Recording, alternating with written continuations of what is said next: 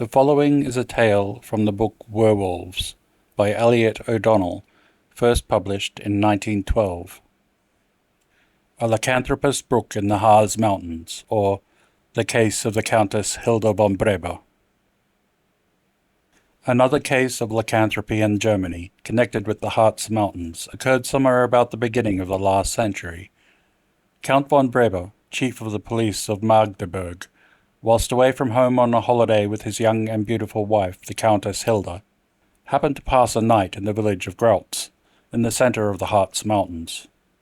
In the course of a conversation with the innkeeper, the Countess remarked, "On our way here this morning we crossed a brook and experienced the greatest difficulty in persuading our dogs to go into the water. It is most unusual, as they are generally only too ready for a dip.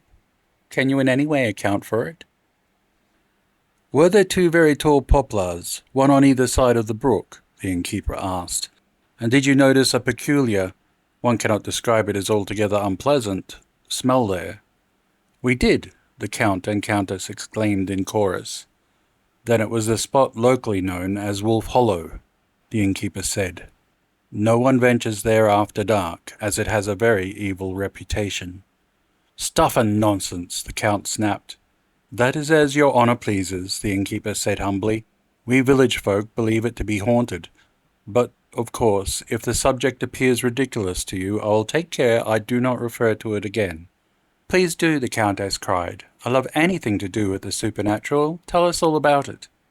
The innkeeper gave a little nervous cough, and glancing uneasily at the Count, whose face looked more than usually stern in the fading sunlight, observed, "They do say, madam, that whoever drinks the water of that stream—" "Yes, yes," the Countess cried eagerly, "suffers a grave misfortune." "Of what nature?" the Countess demanded. But before the innkeeper could answer, the Count cut in. "I forbid you to say another word. The Countess has drunk the water there, and your cock and bull stories will frighten her into fits. Confess it is all made up for the benefit of travellers like ourselves." "Yes, your honour," the innkeeper stammered, his knees shaking. "I confess it is mere talk, but we all believe it." "That will do. Go!" the Count cried, and the innkeeper, terrified out of his wits, flew out of the room. Some minutes later, mine host received a peremptory summons to appear before the Count, who was alone and scowling horribly in his best parlour. He had barely got inside the room before the Count burst out wrathfully. "I've sent for you, sir, in order to impress upon you the fact that if either you or your minions mention one word about that brook to the Countess, or to her servants, mark that I will have the breath flogged out of your body and your tongue snipped. Do you hear?" Yes, your honour," the innkeeper cried. "I fully understand, and if her ladyship asks me anything about the brook, I will lie. Which won't trouble you much, eh?" No, your honour. I mean, yes, your honour. It'll be a burden on my conscience, but I will do anything to please your honour." The interview then terminated, and the innkeeper, bathed in perspiration, wishing his lot in life anything but what it was, hastened to prepare dinner. "I hope nothing dreadful will happen to me. I feel that something will," the Countess said, as she let down her long, beautiful hair that night. "Karl, why did you let me drink the water?" "The water be," the Count growled. "Didn't you hear what the innkeeper said? That the story was mere invention. If you believe all the idle tales you hear, you will soon be in an asylum. Hilda, I'm ashamed of you." "And I'm ashamed of myself," the Countess cried. "So there." And she flung her arms round his neck and kissed him. The following morning they left the inn and, retracing their steps, journeyed homewards. The Count looked at his wife somewhat critically. She was very pale, and there were dark rims under her eyes. "I do believe, Hilda," he observed with an assumed gaiety, "you are still worrying about that water." "I am," she replied. "I had such queer dreams." He asked her to narrate them, but she refused, and as her sleep now became constantly disturbed, and she was getting thin and worried, the Count determined that as soon as he reached home he would call in a doctor. The latter, examining the Countess, attributed the cause of her indisposition to dyspepsia, and ordered her a diet of milk food.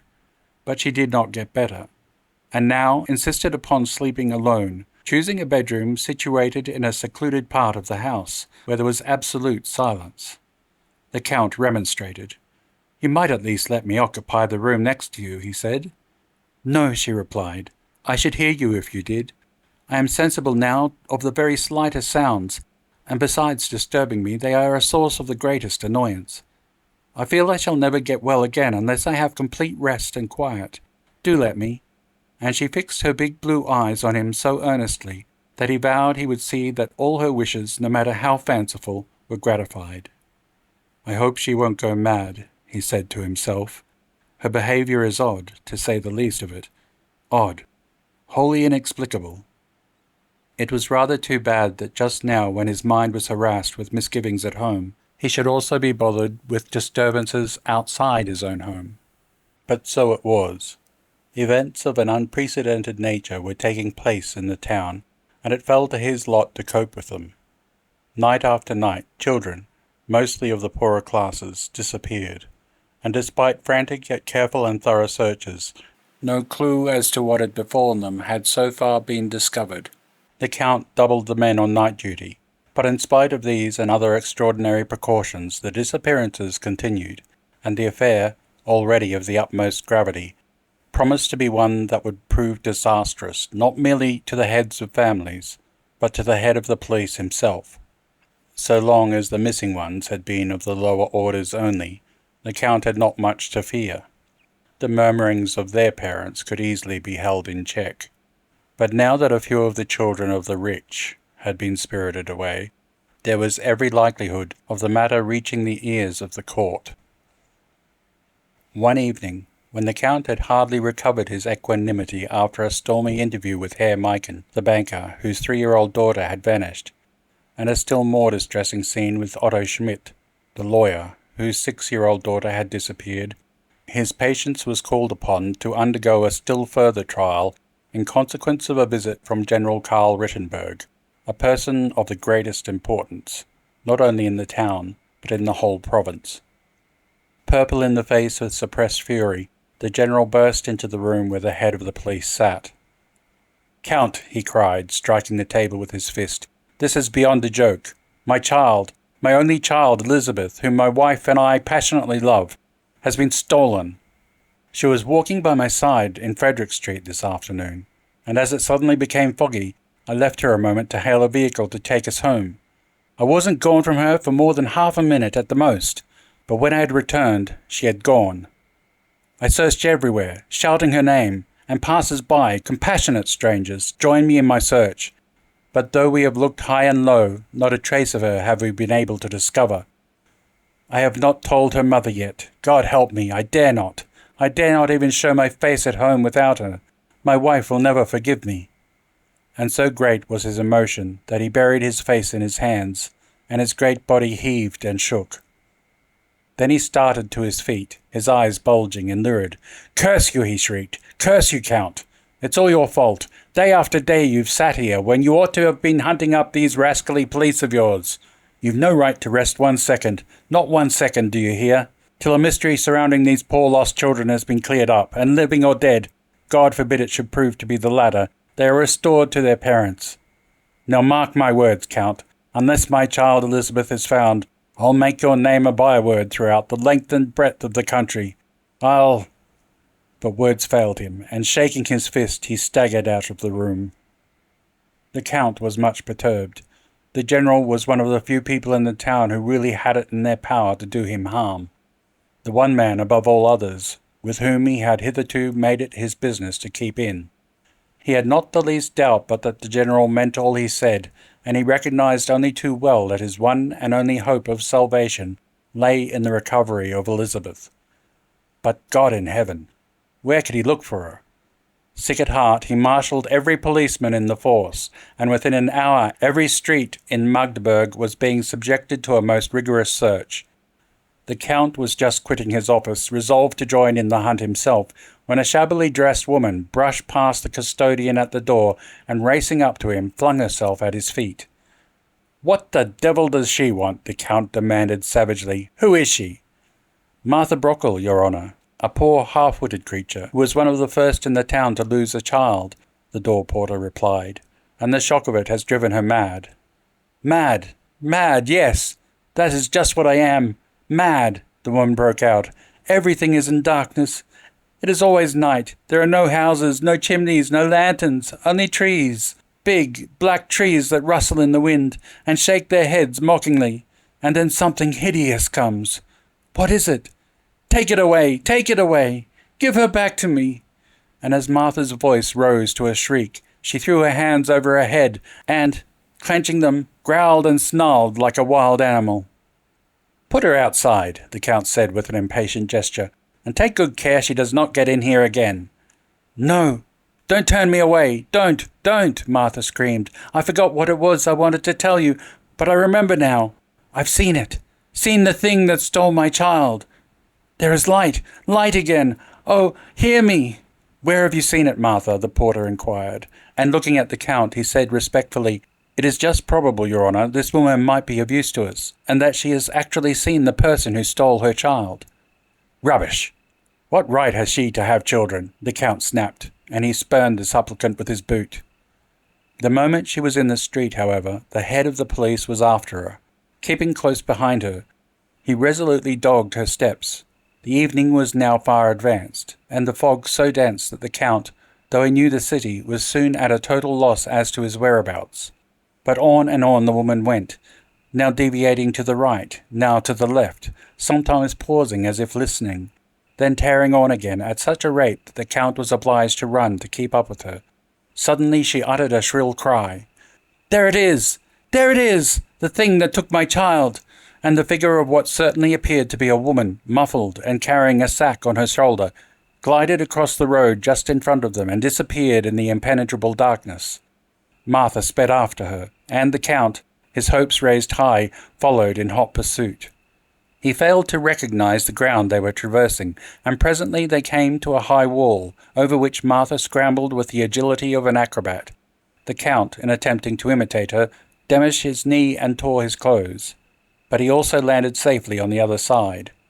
Then on they went, Martha with unabated energy, the Count horribly exhausted and beginning to think of turning back, when they were abruptly brought to a standstill. The walls of some building loomed right ahead of them. The object of their pursuit, again visible, darted through a doorway, whilst Martha, with a loud cry of triumph, sprang in after her. But before the Count could cross the threshold, the door was slammed and locked in his face. Then he heard a chorus of the most appalling sounds so strange and unearthly that his blood turned to ice, and his hair rose straight on end.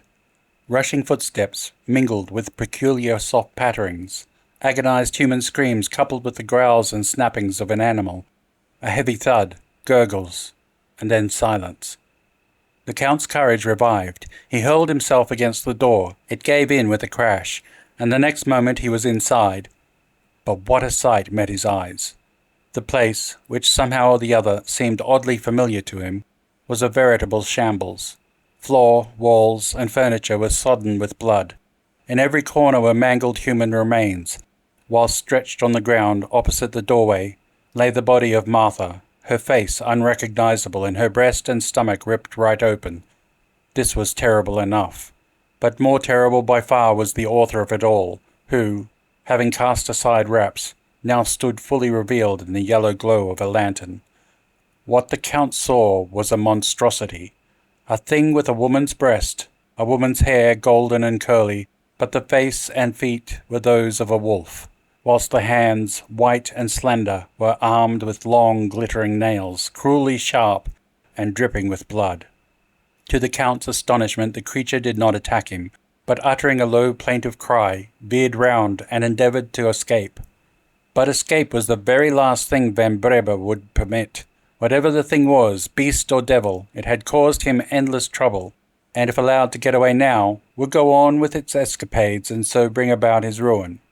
No. He must kill it even at the risk of his own life. With a shout of wrath, he plunged his sword up to its hilt in the thing's back. It fell to the floor, and the Count bent over it curiously. Something was happening, something strange and terrifying, but he could not look.